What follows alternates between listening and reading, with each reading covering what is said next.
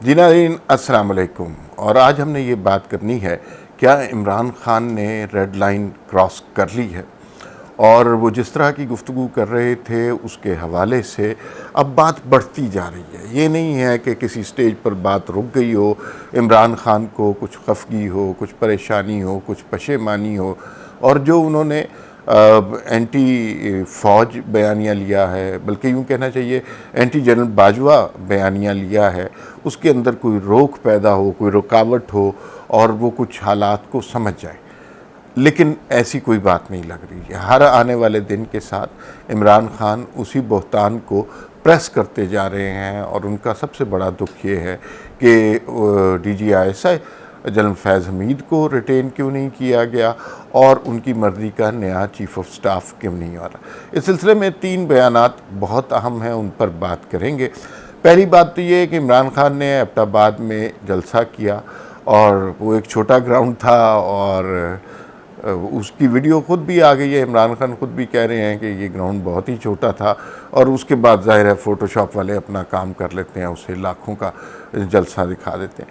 वहाँ पर उन्होंने जो बात की वो उन्होंने मीर जाफ़र और सिराजुद्दौला वाली तारीख़ हमें पढ़ाई, जिसमें उन्होंने बताया कि जो है कि वो तबाही जो है गद्दारों ने की थी और हमारी तारीख़ इस बात की गवाह है। एग्जैक्टली उन्होंने जनरल बाजवा का नाम नहीं लिया, लेकिन सारे जानते हैं मौजूदा सियासी तनाज़ुर में वो किसका नाम लेना चाह रहे थे, किसके ख़िलाफ़ ये कैंपेन कर रहे थे।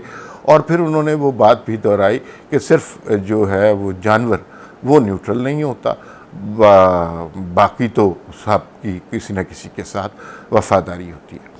फिर उसके बाद अब ये एक एस्पेक्ट हो गया। उसके बाद एक एस्पेक्ट DGISPR की प्रेस कॉन्फ्रेंस की गई।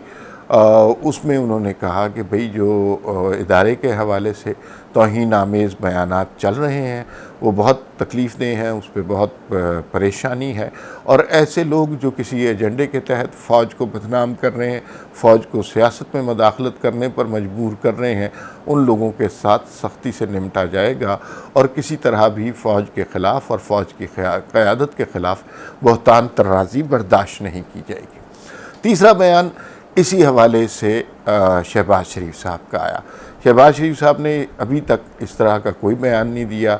वो लगे हुए हैं अपनी परफॉर्मेंस दिखाने, कारकर्दगी दिखाने, नित नए प्रोजेक्ट अनाउंस करने, चीज़ें की कीमतें कम करने। वो ठीक है, वो अच्छी जगह है, लेकिन इस तरह का बयान उन्होंने नहीं कहा। उन्होंने बड़ी सख्ती से इमरान खान के ख़िलाफ़ बात की और उन्होंने कहा कि जो कुछ इमरान खान साहब कह रहे हैं वो किसी तरह भी काबिल कबूल नहीं है और ऐसे लोगों को जो इस तरह की मनाफ़रत फैला रहे हैं उन लोगों को काबिल गिरफ्त होना चाहिए और ऐसे लोगों के ख़िलाफ़ हम जल्द ही कार्रवाई करेंगे। बहुत सिंपल सी बात हो गई। इससे कुछ दिन पहले हमने देखा कि वो जनरल मुज़म्मिल जो वापडा के चेयरमैन थे, 5 साल रहे, फिर उसके बाद भी 5 साल रहने का इरादा था, उन्होंने इस्तीफ़ा दे दिया। अब उनका एक ट्वीट, वो अकाउंट सही है या गलत है, जिसमें उन्होंने कहा, हो सकता है वैसे मुझे फेक ही लगता है, लेकिन उस पर तस्वीर उनकी लगी हुई है और 6-6.5 हज़ार फॉलोअर हैं उनके, जिसमें उन्होंने लिखा कि मैं इसलिए रिज़ाइन कर रहा हूँ कि जो है ये शहबाज शरीफ, मैं ऐसे वज़ीर आज़म के साथ काम नहीं कर सकता जिसके ऊपर अरबों की करप्शन का इल्ज़ाम हो और ये मेरा ज़मीर गवाही नहीं देता। उस ट्वीट के ऊपर, अब ये पता नहीं फेक अकाउंट है या नहीं, बुशरा गौहर जो ANP की लीडर हैं और बहुत पढ़ी लिखी खातून हैं, उन्होंने बहुत ज़बरदस्त बात की। उन्होंने कहा कि भाई जब आप ये नौकरी ले रहे थे चेयरमैन वापडा की, तो क्या आप क्वालिफाइड थे इसके लिए? और उसके बावजूद आप इस नौकरी से चिमटे रहे और उस वक्त आपका ज़मीर नहीं जागा। जनरल मुज़म्मिल वही शख्सियत हैं जिनके बारे में मुबैना तौर पर यह कहा जा रहा है कि परवेज़ इलाही ने जो अचानक यू टर्न मारा था उसके पीछे भी जनरल मुज़म्मिल साहब थे। तो वो अब जनरल मुज़म्मिल साहब वापडा में नहीं रहे। लोड शेडिंग का क्राइसिस भी लोग कहते हैं कि सेल्फ़ क्रिएटेड था और पाकिस्तान में बिजली की कमी तो थी नहीं। इस सारी गुफ्तगू से ये कहने का मकसद है कि बुनियादी तौर पर कहीं ना कहीं इदारे में क्लैश है। इसको हम कितना छुपाने की, दबाने की, इससे रूगर्दानी की कोशिश करें, लेकिन अब ये बात छुपाई नहीं जा सकती। इस कदर वज़ीर आज़म बयान दे रहा है, DGI SPR बयान दे रहा है, साबिक़ वज़ीर आज़म मीर जाफ़र के नारे लगा रहा है, तो फिर कहीं ना कहीं कोई गड़बड़ है। और गड़बड़ वही है कि जनरल फैज़ हमीद इमरान खान के चहीते हैं। इमरान खान उन्हें चीफ़ ऑफ आर्मी स्टाफ बनाना चाहते थे। अब उनके हाथ से गेंद निकल गई है और वो जो चीफ़ ऑफ आर्मी स्टाफ का डिसीजन उनके पास नहीं है, और वो इसीलिए जल्दी जल्दी इलेक्शन का कह रहे हैं कि जल्दी इलेक्शन करवा दें ताकि फिर उसके बाद इमरान खान दोबारा वज़ीर आज़म आए और नए चीफ़ का ऐलान करा दें। वैसे तो ये जमहूरियत की बहुत बदकिस्मती है कि हमारी सारी जमहूरी पार्टियों की उम्मीदें इस बात पर अटकी हुई हैं कि अगला chief of the army staff कौन होगा। ये नहीं होना चाहिए था। मेरे ख्याल में पार्लियामान ज़्यादा अहम चीज़ है, वज़ीर आज़म कौन है ये ज़्यादा इम्पॉर्टेंट है, काबीना के मेंबरान कौन हैं ये ज़्यादा इम्पॉर्टेंट बात है, सेनेटर्स कौन से हैं, चेयरमैन सेनेट क्या कर रहा है, ये ज़्यादा इम्पॉर्टेंट बातें हैं। लेकिन हमारे मुल्क की रीत रवायत यही है कि हम हमेशा से यही सोचते हैं कि चीफ़ ऑफ आर्मी स्टाफ कौन होगा, और उसके हवाले से सियासी जमातें भी अपनी सफ़ों को दुरुस्त करती हैं और अपोजिशन भी उनकी भलाएँ लेती है। अच्छा, फिर एक सवाल ये पैदा होता है कि हमने तो बड़ा सुना हुआ है भाई कि इदारे के अंदर यूनिटी ऑफ कमांड है, किसी की ज़रूरत नहीं हो सकती जो टॉप मैन है उसके ख़िलाफ़ कोई बात करे। तो ये कैसे हो रहा है कि एक जनरल फैज़ हमीद कोर कमांडर है, वो जनाब इमरान खान को इस तरह चला रहे हैं, और जनरल बाजवा फौरी तौर पर जनरल फैज़ को फारिग क्यों नहीं कर देते? ये तो उनके बाएँ हाथ का खेल है। जनरल मुज़म्मिल की रुखसत के बाद मुझे यूँ लग रहा है कि अब ट्रांसफ़र्स और पोस्टिंग्स का दौर आने वाला है, और अब इसमें ज़्यादा देर नहीं लगेगी। थोड़े ही अरसे बाद हमें कुछ अहम पोस्टिंग्स और ट्रांसफ़र्स नज़र आना शुरू होगी। फौरी तौर पे एक्शन क्यों नहीं लिया? मतलब चीफ़ ऑफ आर्मी स्टाफ जंगल का बादशाह, भाई अंडा दे बच्चा दे, जो मर्जी, किसी ने आज तक उससे इस मुल्क में पूछा नहीं है। फौरी तौर पे एक्शन क्यों नहीं लिया?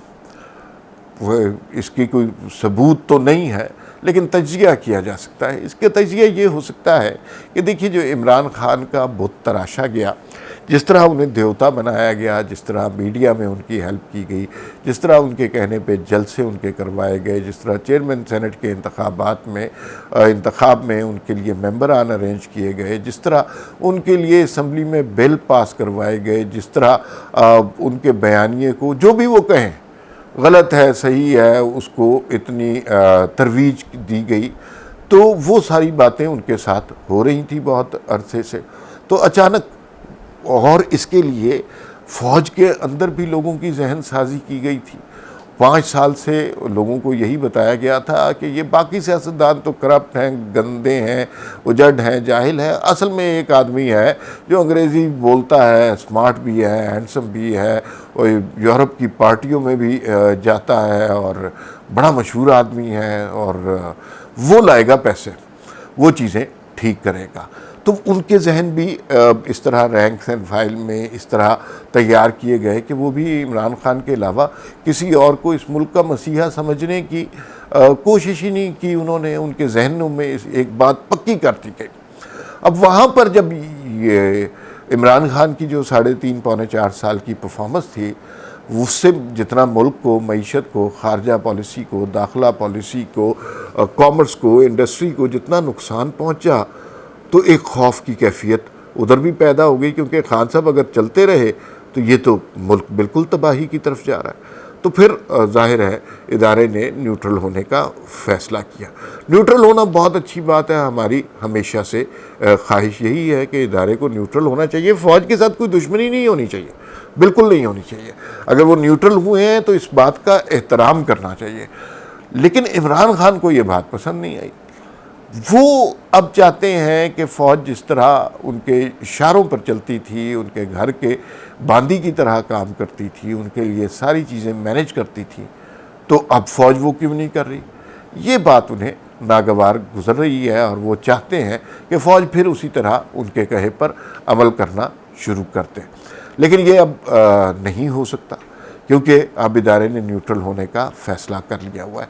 और जो लोगों की जहन साजी विद इन द ऑर्गेनाइजेशन की गई थी, उसके बाद आपको पता चल रहा है कि उस जहन साजी को तब्दील करने में वक्त लगेगा।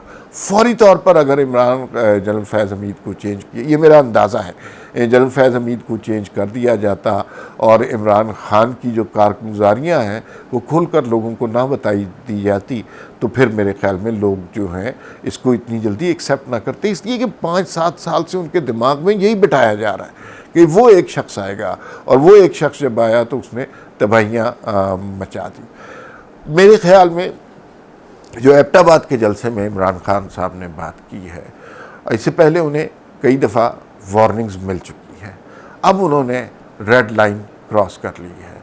फ़ौज को आप ये कह सकते हैं कि आप सियासत में मदाखलत ना करें, लेकिन अगर आप उन पर मीर जाफ़र जैसे इल्ज़ाम लगाएंगे तो रिएक्शन बिल्कुल वाज़े तौर पर सामने आएगा।